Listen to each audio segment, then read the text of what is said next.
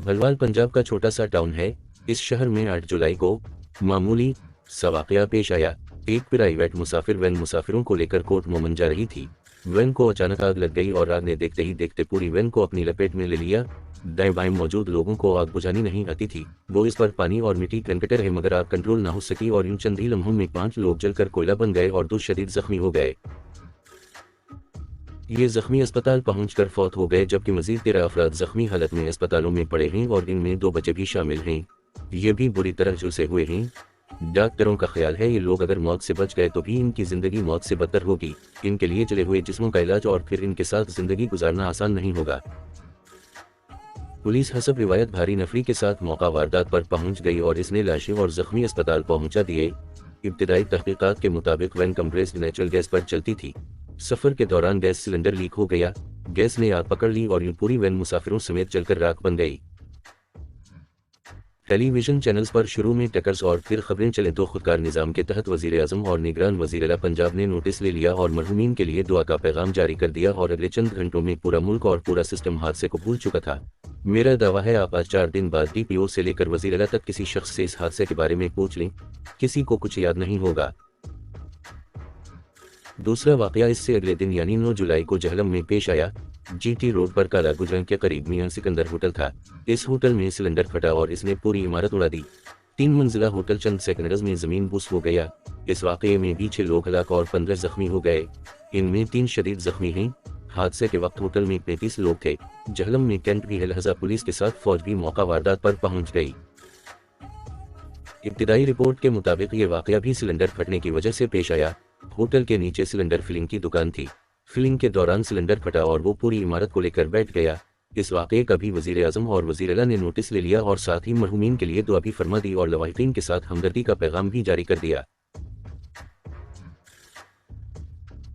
ये दोनों वाकयात 3 हकीकतें जाहिर करते हैं। मुल्क में गैस सिलेंडर से सेफ्टी का कोई सिस्टम मौजूद नहीं।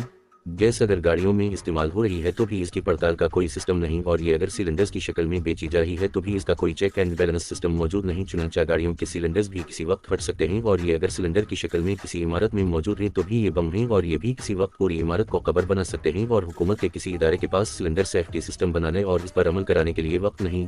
दूसरी हकीकत, मुल्क में किसी शख्स को आग बुझाने का तरीका मालूम नहीं।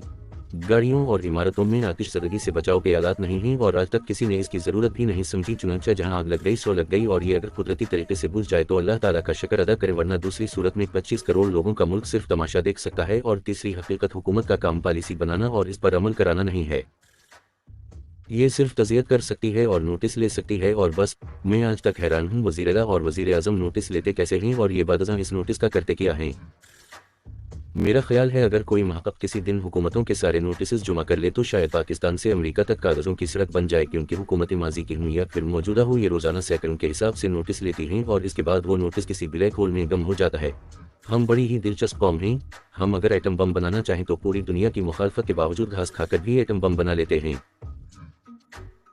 हम अगर जिना हाउस लाहौर के हमला आवर तलाश करना चाहें तो हम सिर्फ सोशल मीडिया के क्लिप्स देखकर शक्ल नादरा के डेटा से मैच करते हैं और फिर मुजरमों को तहखानों और गारों से भी घसीट कर निकाल लेते हैं और फौजी अदालतों में इनके मुकदमात शुरू कर देते हैं, जबकि दूसरी तरफ कच्चे के डाकू रोजाना नेशनल हाईवे से मुसाफिरों को अगवा करते हैं।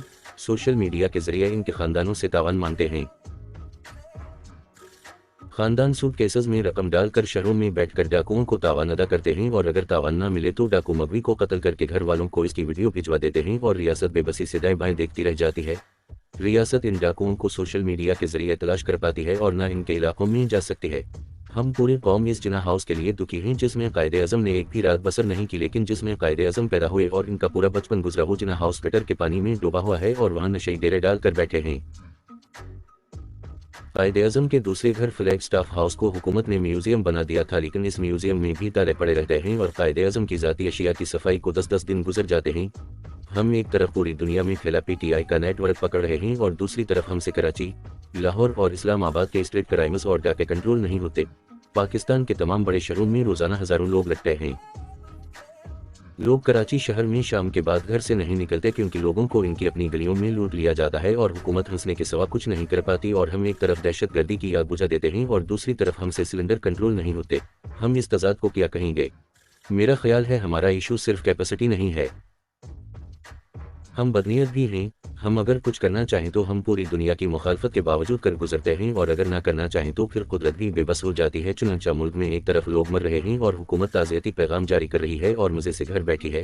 مجھے یقین ہے ملک میں لوگ اسی طرح مرتے رہیں گے، لوگ لٹتے بھی رہیں گے اور حکومت کو ذرا برابر بھی فرق نہیں پڑے گا، اور یہ اس ملک کا بہت بڑا المیہ ہے۔ ہم رائفل کے ہوتے ہوئے بھی چارپائی کے نیچے لیٹے ہوئے ہیں۔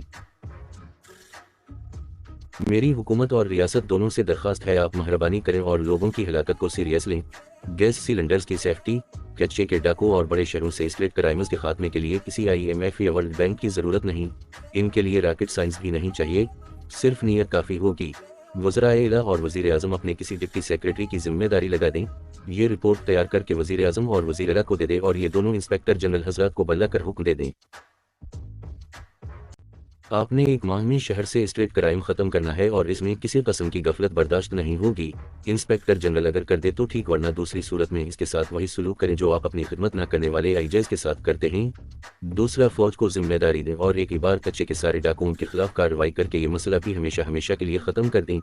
ہم نے اگر دہشت گردی کی جنگ جیت لی تھی تو کچے کے ڈاکو کیا چیز ہیں، اور آپ پولیس، ٹریفک پولیس اور گیس کمپنیوں کو سلنڈر سیفٹی کا کام بھی سونپیں۔ ایک ہی بار SOPs بنائیں اور اس کے بعد جو بھی ان کی خلاف ورزی کرے اسے انہیں قید دے دیں۔ کمپنی کو بھی 10-20 کروڑ روپے جرمانہ کرے، اور جس علاقے میں گاڑی کا سلنڈر پھٹے یا دکان یا ریستوران میں دھماکہ ہو اس کے ٹریفک اہلکاروں اور SHOs کو سروسز سے فارغ کر دیں، پھر دیکھیں دھماکے کیسے ہوتے ہیں اور گاڑیوں کی گیس کیسے لیک ہوتی ہے۔ وزیر اعلیٰ اور وزیر اعظم اس معاملے میں روزانہ رپورٹس بھی لیں۔ یہ معاملہ پھر ختم ہوگا، ورنہ شہروں میں روزانہ گاڑیاں اور عمارتیں ملبے کا ڈھیر بنتی رہیں گی۔ انسان کے بارے میں کہتے ہیں یہ ایک ایسا جانور ہے جو غلطی نہیں دہراتا، جبکہ ہم پاکستانی ایسا جانور بن چکے ہیں جو روزانہ اس امید پر پرانی غلطیاں دہراتا ہے کہ اس بار نتیجہ مختلف نکلے گا، چنانچہ یہ ملک بلتستان بنتا جا رہا ہے۔